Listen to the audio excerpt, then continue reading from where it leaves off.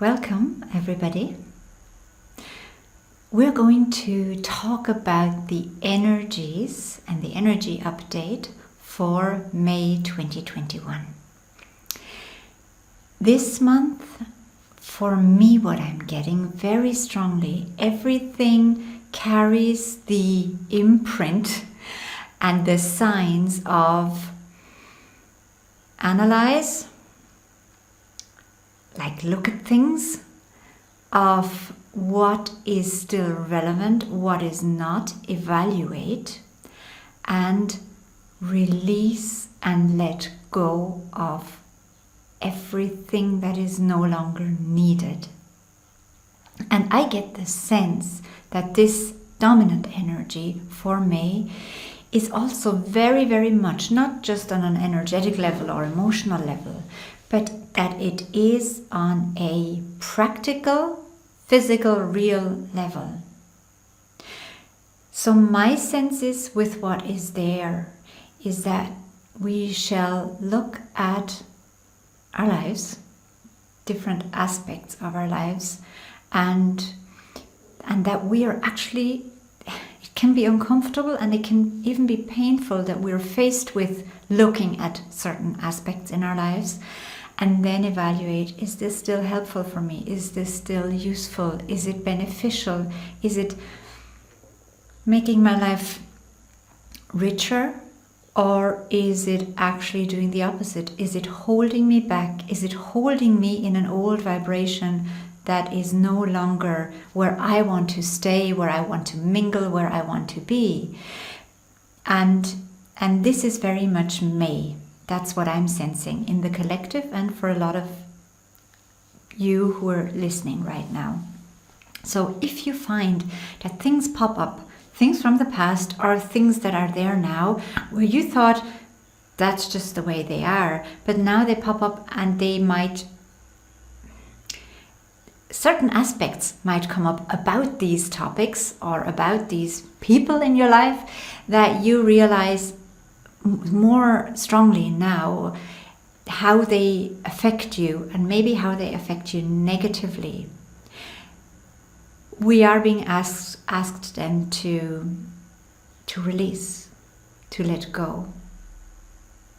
So this could mean for a lot of us to make certain changes. It doesn't have to be painful and it doesn't have to be dramatic. It can be very joyful and very, very easy.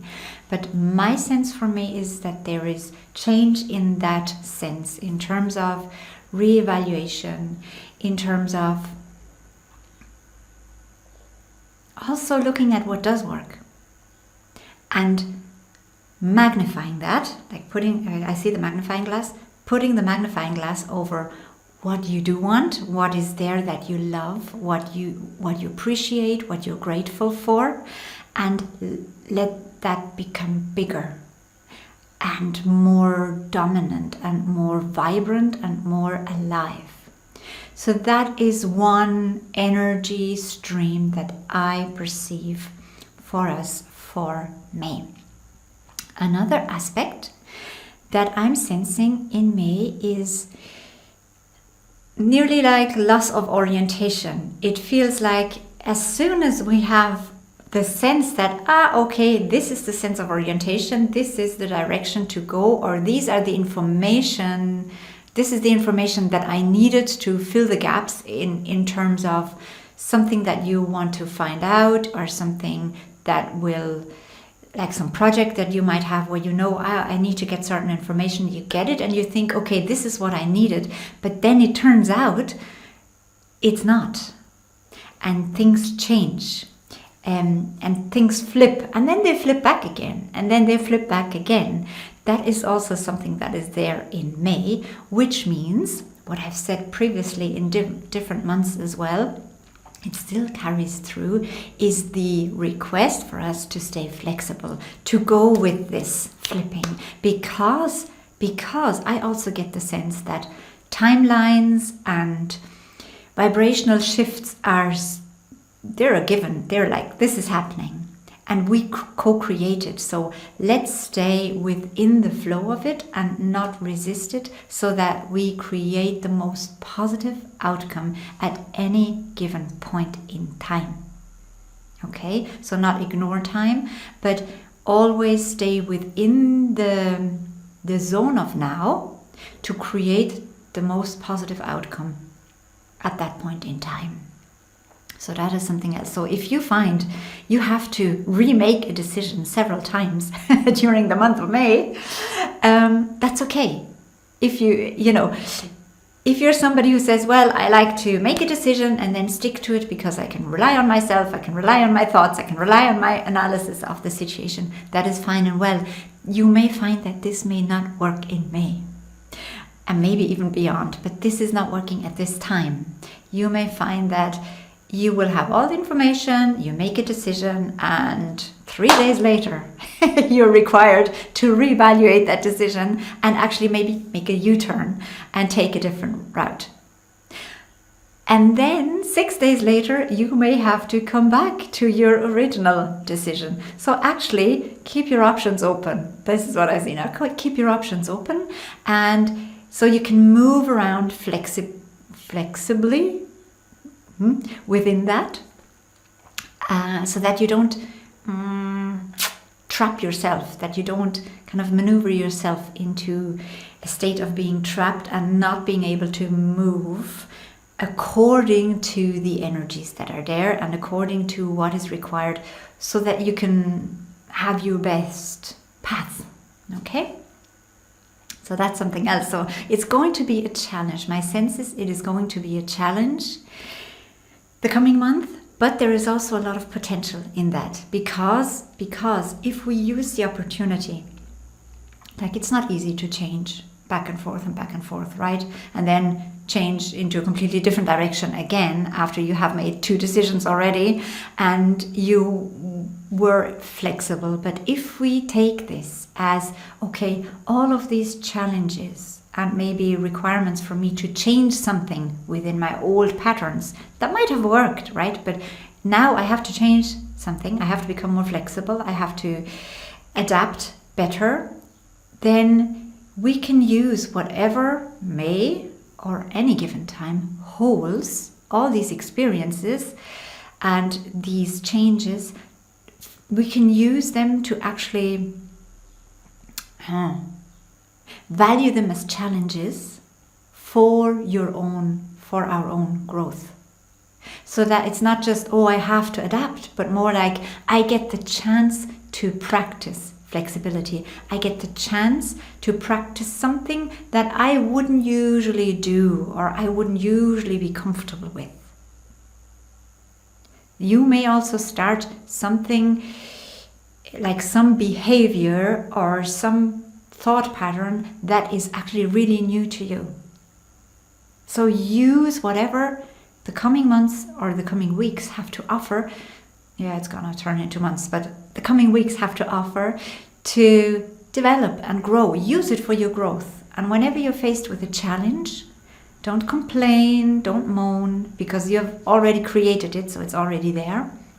Use it. Use it for your development and see this as a positive thing. And you will notice that the potential for growth, like the speed of growth and development, will actually potentialize, will speed up. It will become much faster, nearly like quantum, if we take these chances, if we take these opportunities to grow.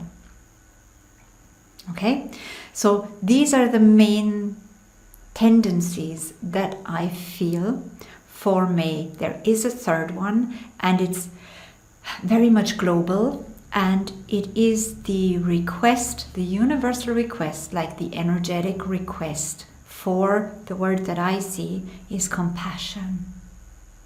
For compassion and giving out compassion, sending out compassion, sharing compassion, not to the degree where we co-create more of what we see in terms of suffering and pain and of unwanted, but more like compassion to be there with fellow humans, which means with other versions of yourself, but in an uplifting way, spirit-wise, that our spirit joining in compassion with other humans in the world, other souls, or the planet itself, joining in compassion, but in an uplifting way, which means as soon as you connect in compassion, deliver hope with that. Okay, convey energetically love and peace with that, and harmony and joy and hopefulness, that kind of energy and frequency. Don't feel compassionate and then sink into co-suffering with what people are going through, but more like holding, sharing your connection and the intention and the energy and frequency of uplifting, because what you want is you want them to experience less suffering, right? You want them to move up to higher frequencies so that the experience can be more light and more ease and more peace and more health and more joy and peace. I want to say peace.